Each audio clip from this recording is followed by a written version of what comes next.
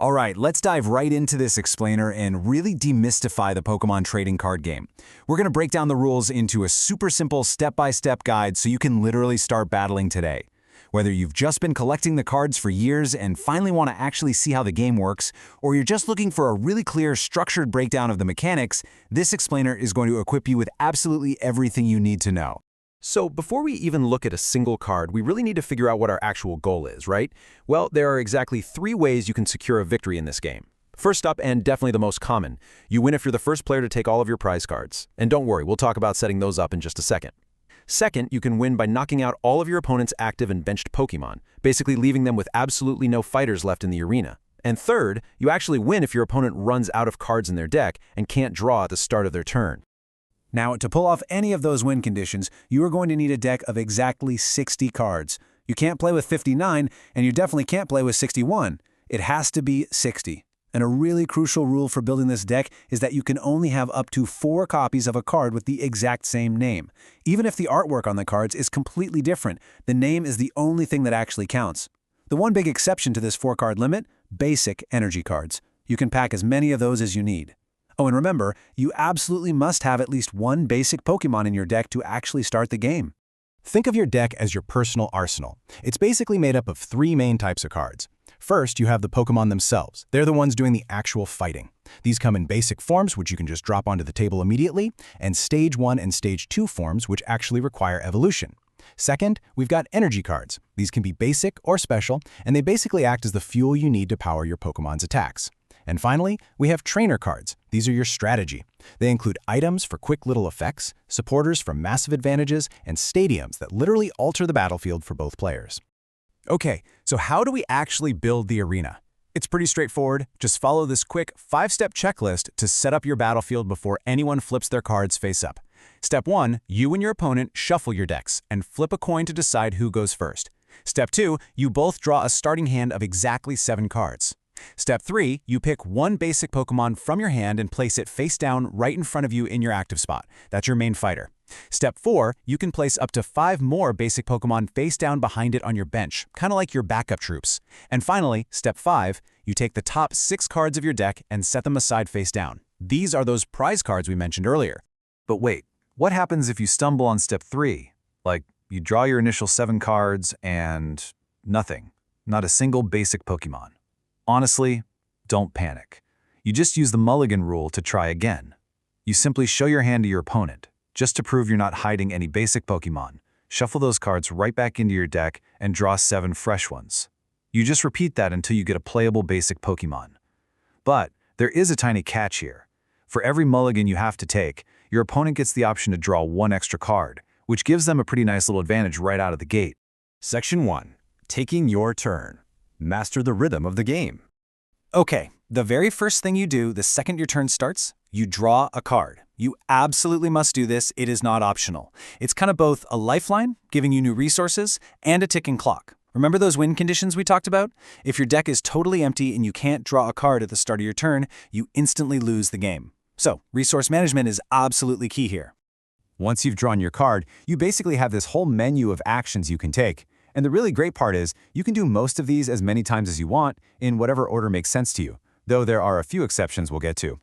You can play basic Pokemon straight from your hand face up onto your bench, you can evolve your Pokemon, you can attach exactly 1 energy card per turn from your hand to one of your Pokemon, you can play trainer cards, you can retreat your active Pokemon, and you can use any special abilities your active or benched Pokemon happen to have.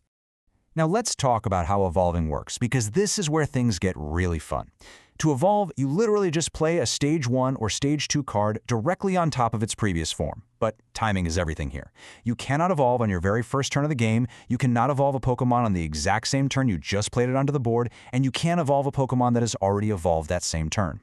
Now, the huge tactical advantage here is that when you evolve a Pokemon, it gets to keep all its attached energy cards and any damage it's taken, but it miraculously cures all special conditions it might have been suffering from. While you're making all these moves, you're definitely going to be playing trainer cards. These things are incredibly powerful, but to keep the game from getting totally chaotic, supporters, stadiums, and tools have some pretty strict limits. You can only play 1 supporter card per turn, and actually, the player who goes absolutely first in the game isn't allowed to play a supporter on their very first turn at all. For stadiums, only one can be in play in the middle of the table at a time. If you play a new one, the old one goes straight to the discard pile. And Pokémon tools? Those are items you attach permanently to a Pokémon to give them unique abilities, but a single Pokémon can only hold one tool at a time. So what happens if your active arena fighter is just taking way too much damage? Well, you can use the retreat action. Once per turn, you can pay a Pokémon's retreat cost, which just means discarding the number of energy cards printed on the bottom of the card, to swap it out with a reserve troop from your bench. Now, the retreating Pokémon keeps its damage counters and any other cards still attached to it when it heads back to the bench. And the really cool part? If you bring up a new active Pokémon, you can still attack with that brand new Pokémon on that very same turn. All right, the climax of your turn, attacking. But here is the absolutely crucial thing to remember. Once you declare an attack, your turn immediately ends. That's it. You can't play any more cards or take any more actions. Now, to actually launch an attack, your active Pokémon needs to have the exact energy types shown right next to the attack name. A specifically colored energy symbol means it needs that exact color attached to it, while a white circle with a black star in it is colorless energy, which means absolutely any energy type will work. Oh, and one more thing. The player who goes first in the entire game skips attacking on their very first turn. I know calculating damage can sometimes feel a bit tricky when you're just starting out, but honestly, just remember this simple rule. Weakness multiplies the pain, while resistance subtracts from it. You just check the bottom of the defending Pokémon's card. If your attacking Pokémon's type matches their weakness, you multiply your attack damage by whatever number is printed there. If it matches their resistance, you subtract that indicated number. You do all this math first, and then you physically place damage counters on your opponent's Pokémon. And by the way, each of those numbered counters represents 10 damage dealt. And this right here is what you're fighting for, scoring a knockout. Every single Pokémon has an HP, or hit point, number printed right up there in the top right corner. When the total damage on it equals or exceeds that HP, boom, that Pokémon is knocked out. The owner has to take that Pokémon and every single card attached to it and throw them straight into the discard pile. Then the player who actually scored the knockout gets to take one prize card at random and add it to their hand. And remember, if you grab your last prize card, you win the game. Just keep in mind, after a knockout, the defending player has to promote a new Pokémon from their bench to the active spot to keep the fight going. Section 2. The checkup step. Resolving the aftermath between turns. So after your turn ends, but before your opponent's turn officially begins, we enter this phase called checkup. This is where we deal with all those lingering status effects. Let's run through these real quick. If a Pokémon is asleep, you physically rotate the card 90 degrees counterclockwise. It can't attack or retreat, and you have to flip a coin during checkup. If it's heads, it wakes up. If it's paralyzed, rotate it 90 degrees clockwise. It also can't attack or retreat, but luckily it automatically cures itself at the end of its owner's next turn. If it's confused, rotate it completely upside down. Trying to attack requires a coin flip, and if you get tails, it actually hurts itself for 30 damage. Now, burned and poisoned are a bit different. They use physical markers. Poison does 10 damage during checkup, while burn does 20. But with burn, you actually get to flip a coin right after to see if it cures itself.